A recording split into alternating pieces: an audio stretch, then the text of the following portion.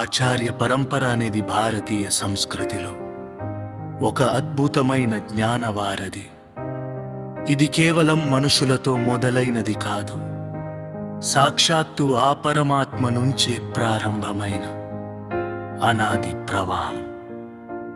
వైష్ణవ సంప్రదాయంలో శ్రీమన్నారాయణుడు, శైవంలో సదాశివుడు ప్రథమ గురువులుగా భావించబడతారు.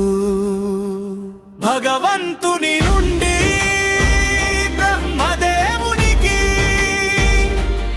అక్కడి నుండి వశిష్ఠ వ్యాస వంటి మహర్షుల ద్వారా ఈ విద్య మనకు చేరింది. కలియుగంలో శంకరాచార్యులు, రామానుజాచార్యులు,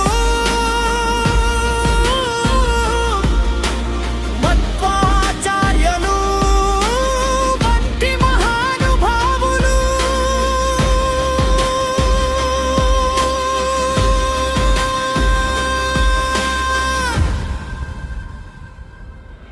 ఈ పరంపరను క్రమబద్ధం చేసి సామాన్యులకు భక్తి జ్ఞాన మార్గాలను సుగమం చేశారు.